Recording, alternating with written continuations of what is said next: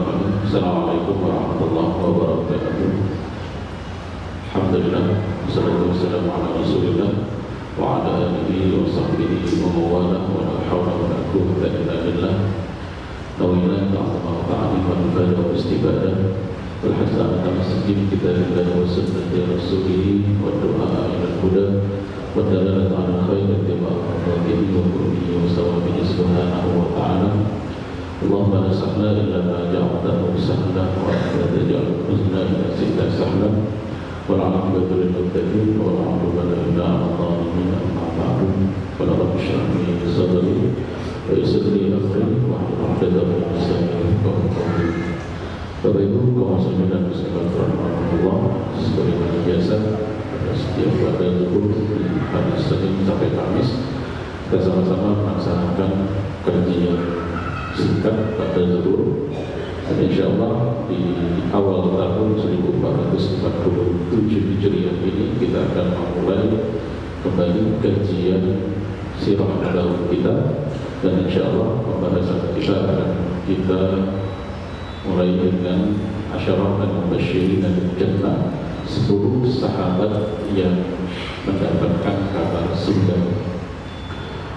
Pada beberapa waktu yang lalu kita telah menyelesaikan tentang sirah Rasulullah SAW yang dilanjutkan dengan kisah singkat daripada kehidupan anak-anak beliau. Kemudian kita lanjutkan juga dengan biografi dari para istri Rasulullah SAW, dan bagian keempat ini adalah kita akan membahas tentang 10 sahabat yang mendapatkan janji surga, yang mereka adalah diantaranya adalah 4 sahabat yang kemudian menjadi khalifah Rasulullah SAW, yaitu Abu Bakar, Umar, Utsman dan Ali. Bapak Ibu kaum muslimin dan muslimat rahimakumullah, tidak afdal kalau seandainya kita tidak memulai dari salah seorang sahabat Nabi yang suhbahnya atau sifatnya sebagai seorang sahabat ini telah dipatenkan di dalam Al-Quran. Saking kuatnya posisi beliau sebagai seorang sahabat, sampai-sampai menurut para ulama, siapapun yang meragukan ataupun mengingkari suhbah atau pertemanan persahabatan Rasulullah dengan sosok ini, maka orang tersebut bisa saja keluar dari agama Islam. Mengapa? Karena suhbah atau persahabatan beliau dengan Rasulullah ini telah dipermanenkan di dalam Al-Quran, di dalam surat At-Taubah, dan yastaini ilhuma fil ghar idh yaqulu li sahibihi la tahzan innallaha ma'ana. Dan ingatlah tatkala 2 orang yang berada di dalam goa, dan saat itu salah seorang di antara mereka mengatakan kepada sahabatnya, jangan takut, sesungguhnya Allah bersama kita.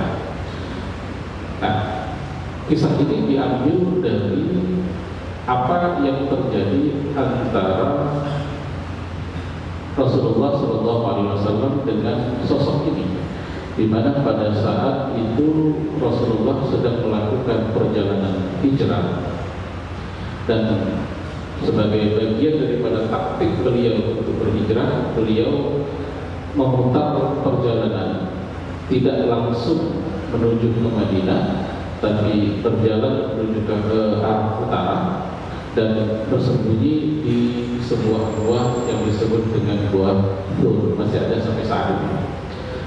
Pada saat mereka berada di sana selama 3 hari, pada satu titik di mana di gua tersebut pasukan pengejar Quraisy itu sudah berada di mulut gua, yang mana para sejarawan mengatakan jika seandainya salah seorang di antara mereka menundukkan pandangannya, maka mereka akan melihat Rasulullah dan Abu Bakar yang sedang bersembunyi di dalamnya. Maka Abu Bakar pun merasa khawatir, merasa takut kalau persembunyian ini ketahuan, dan dia khawatir kalau itu akan membuat Rasulullah celaka. Maka Rasulullah menyampaikan jangan takut, dan Al-Quran mendeskripsikannya dengan mengatakan tatkala ia mengatakan kepada sahabatnya, yaqulu li sahibihi. Maka para ulama mengambil dari ayat ini mengatakan bahwasanya di antara para sahabat yang menemani Rasulullah SAW hanya Abu Bakar yang benar-benar dipermanenkan sebanyak. Dan jika ada seseorang yang meragukan atau mengingkari, bisa saja ia keluar dari Islam. Mengapa? Karena tidak mengakui apa yang tercantum di dalam Al-Quran.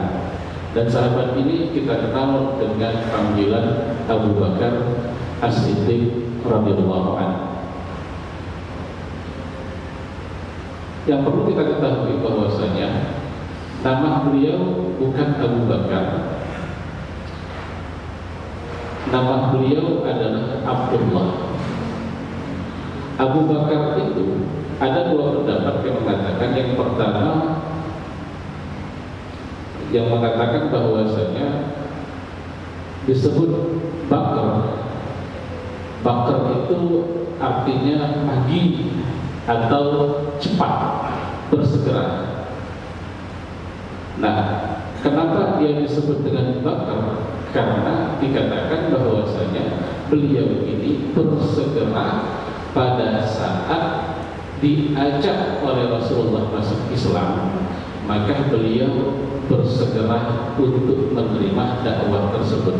Bakar, Abu Bakar, Abu ini artinya bukan bapak, tapi di sini artinya zu, artinya orang yang Bakar, orang yang bersegera. Maka kalimat Abu Bakar ini adalah julukan yang mirip dengan kunyah.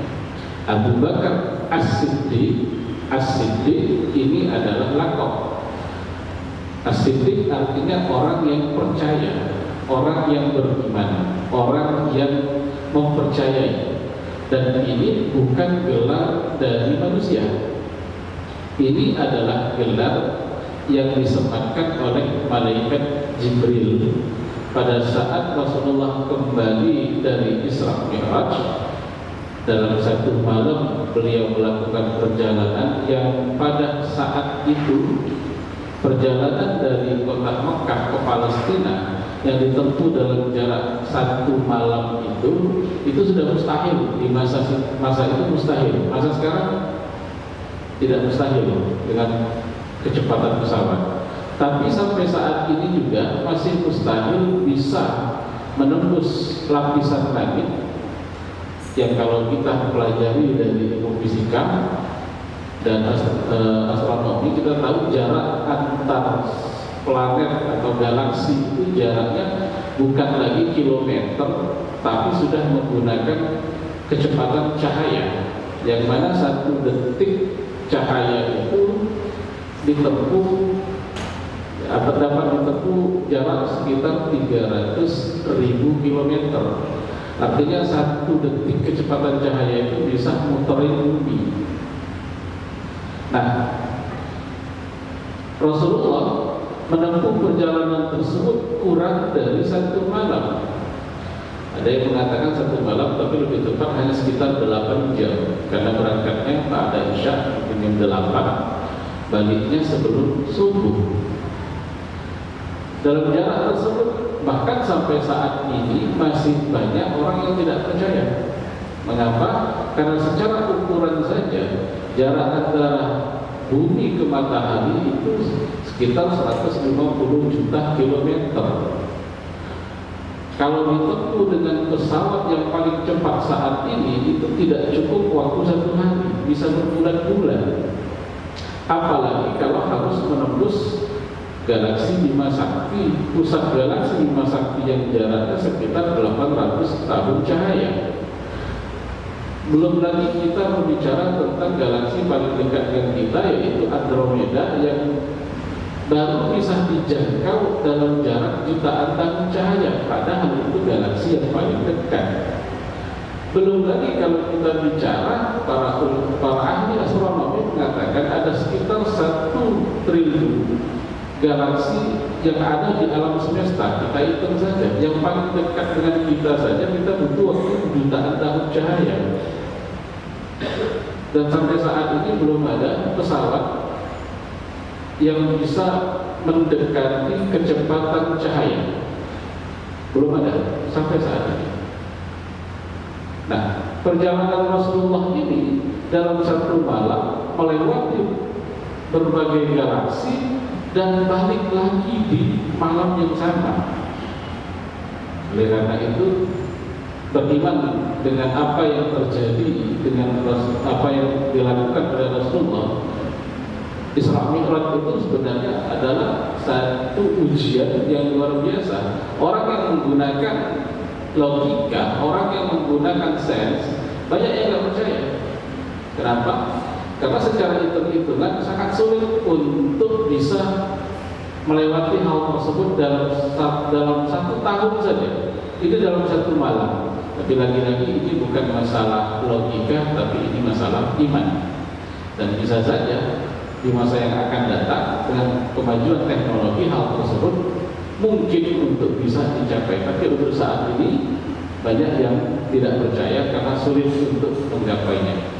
Nah, Abu Bakar As-Siddiq radhiyallahu anhu bukan seperti kita. Kalau saat ini ditanya apakah kita percaya, mayoritas akan menjawab percaya. Karena kenapa? Karena mayoritas saat itu memang percaya dengan kisah tersebut. Tapi di saat itu banyak yang tidak percaya. Abu Bakar orang yang pertama yang mendeklarasikan kepercayaan mutlaknya atas apa yang disampaikan oleh Rasulullah. Maka pada saat Rasulullah merasakan khawatir bahwasanya hal tersebut akan mengguncang reputasi beliau, banyak yang bakalan tidak percaya, maka malaikat Jibril mengatakan Abu Bakar akan percaya karena dia adalah As-Siddiq. Abu Bakar akan percaya. Maka saat itulah beliau mendapatkan gelar As-Siddiq. Abu Bakar As-Siddiq, yang artinya orang yang pertama menyambut seruan Islam dan percaya mutlak dengan apa yang disampaikan oleh Rasulullah, yang kemudian itu menjadi lebih terkenal dibandingkan nama beliau. Selain As-Siddiq, beliau juga memiliki gelar Atiq. Atiq ini memiliki 2 makna. Yang pertama adalah Atiq sebagaimana yang disampaikan di dalam Al-Quran pada saat menyimpan di Ka'bah dengan Baitul Atiq. Atiq ini artinya qadim, artinya lama. Nah, lama di sini kalau kita tahu barang-barang itu semakin dia antik semakin mahal. Nah, Abu Bakar ini pada masa jahiliyah sebelum dia beriman, dia juga dipanggil dengan Atiq.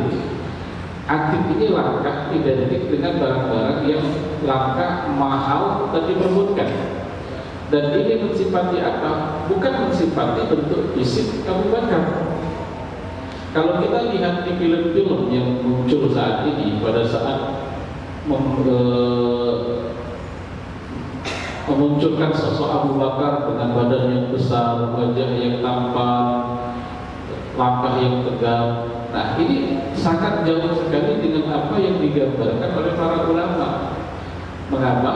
Karena Abu Bakar As-Siddiq ini digambarkan beliau memiliki tubuh yang sangat kurus.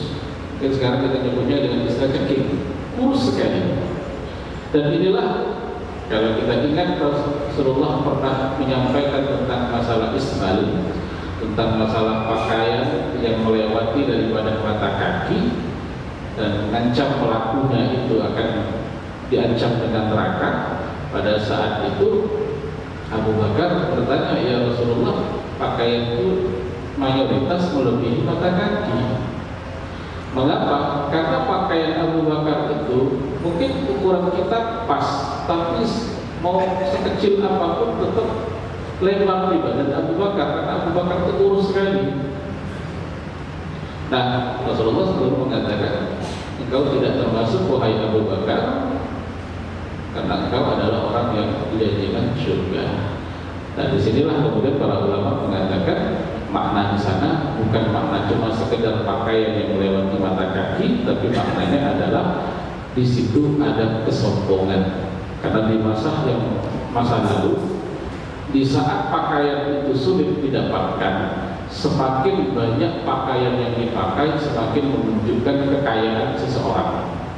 Maka pakaian yang menunjukkan kesombongan di masa itu adalah pakaian yang berlebihan. Salah satunya adalah pakaian yang sampai menyapu lantai, isbal. Maka itu menunjukkan orang-orang yang menyombongkan kekayaannya. Tentunya tradisi tersebut akan berbeda dengan masa sekarang, karena bisa saja di masa sekarang kalau pakaiannya pun sedikit tipis, tapi kalau sombong ya tetap saja penyebabnya bisa masuk neraka gara-gara sombongnya tersebut. Nah, Abu Bakar ini sangat kurus dan ringkih sekali terlihat, dan tentunya itulah yang membuat nanti ketika kita membahas tentang bagaimana sifat beliau pada saat menjadi khalifah itu bertentangan dengan fisik beliau. Abu Bakar As-Siddiq itu orangnya kurus, lembut, sepertinya lemah, tapi pada saat beliau menjadi khalifah, beliaulah yang mendeklarasikan perang terhadap orang-orang yang keluar dari Islam dan orang-orang yang menahan untuk membayar zakat.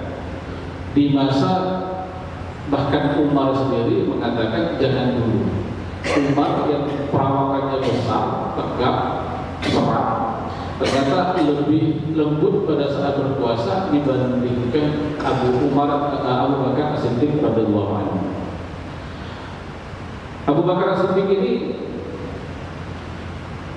ayah beliau Abi Quhafah. Abi Quhafah ini juga julukan, nama aslinya adalah Usman, dan ibu beliau adalah Salmah bin Safar. Nah, yang menarik, keluarga daripada Abu Bakar As-Siddiq ini, baik ayahnya, ibunya, anak-anaknya, itu hampir semuanya atau semuanya masuk Islam. Hanya masalahnya adalah durasi, jaraknya antara mereka masuk Islam itu berbeda-beda. Ibu daripada Abu Bakar, Salmah bin Safar, itu sudah masuk Islam dari awal, bahkan termasuk bagian daripada jamaah daripada Baitul Arqam, yang merupakan rumah yang dimiliki sahabat Al-Arqam bin Abil Arqam. Sementara ayahanda beliau, Utsman, itu baru masuk Islam pada saat Fathul Makkah, sehingga ada jarak yang cukup jauh antara Islamnya ibunda daripada Abu Bakar dan Islamnya daripada ayahnya Utsman Abi Quhafah. Mereka berasal dari Bani Taim. Bani Taim ini adalah salah satu cabang daripada Quraisy, dan sebagaimana tugas daripada orang-orang Quraisy, kabilah-kabilah yang ada di Quraisy itu memiliki tugas masing-masing. Contoh misalnya Bani Hashim itu memiliki tugas untuk melayani orang-orang yang datang haji. Nah, Taim ini memiliki tugas khusus, yaitu mengambil dan menyalurkan diyah. Diyah itu adalah hukuman denda bagi orang yang melakukan pembunuhan dengan tidak sengaja. Kalau seandainya yang dibunuh itu adalah orang, maka hukumannya adalah 100 onta. Nah, Abu Bakar As-Siddiq ini dari sebelum dia Islam bertugas sebagai pengambil diyah tersebut dari pelaku dan menyalurkannya kepada korban. Dan ini adalah tugas yang dimiliki oleh kabilah Bani Taim, dan yang merupakan tugas daripada Abu Bakar As-Siddiq radhiyallahu anhu. Beliau lahir 2 tahun pasca kelahiran Rasulullah. Ada juga yang mengatakan 1 tahun 8 bulan setelah lahirnya Rasulullah Shallallahu Alaihi Wasallam. Istri beliau ada 4. Yang pertama adalah Qutailah bin Abdul Uzzah. Qutailah binti Abdul Uzzah ini adalah ibunda daripada Abdullah bin Abi Bakar dan Asma binti Abi Bakar. Hanya saja pada riwayat sirah disebutkan bahwasanya Qutailah binti Abdul Uzzah ini meninggal sebelum datangnya Islam, sehingga Qutailah ini belum masuk Islam. Kemudian istri kedua beliau adalah Ummu Ruman. Ummu Ruman inilah ibunda daripada Sayyidah Aisyah istri Rasulullah, dan Abdurrahman bin Abu Bakar. Abdurrahman bin Abu Bakar ini sama seperti kakeknya, agak lambat masuk Islam. Dia baru masuk Islam pada saat perjanjian Hudaybiyah. Pada saat perjanjian Hudaybiyah lah dia baru masuk ke dalam agama Islam. Bahkan yang menarik, pada saat dia masuk Islam, dia bertemu dengan ayahnya Abu Bakar. Dia bercerita, pada saat perang Badar, Abdurrahman ini ikut perang bersama dengan orang-orang Quraisy. Lalu dia mengatakan, pada saat perang itu dia berusaha untuk menjauh dari Abu Bakar, jangan sampai dia beradu pedang dengan Abu Bakar, karena khawatir bisa mencelakai Abu Bakar. Abu Bakar mengatakan, demi Allah, kalau seandainya aku tahu kau ada di sana saat itu, aku akan mencarimu. Nah, itu menunjukkan bagaimana sahabat itu jauh lebih mencintai Rasulullah, mencintai Islam, dibanding sekedar mencintai keluarganya yang tersesat. Kemudian istri ketiganya adalah Asma binti Humais.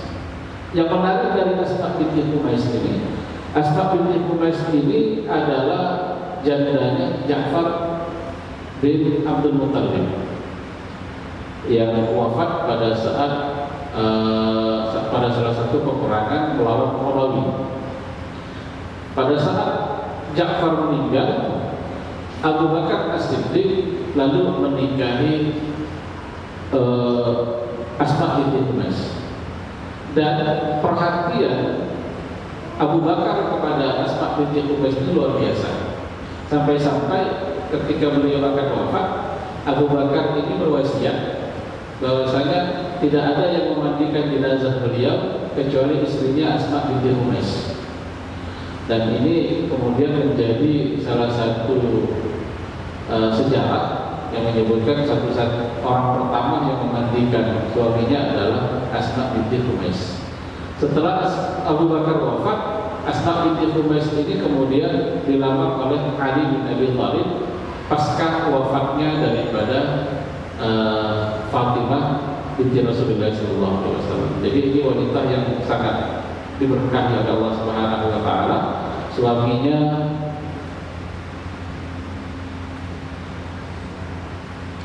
adalah sahabat-sahabat besar dan menunjukkan bagaimana beliau ini adalah seorang yang luar biasa.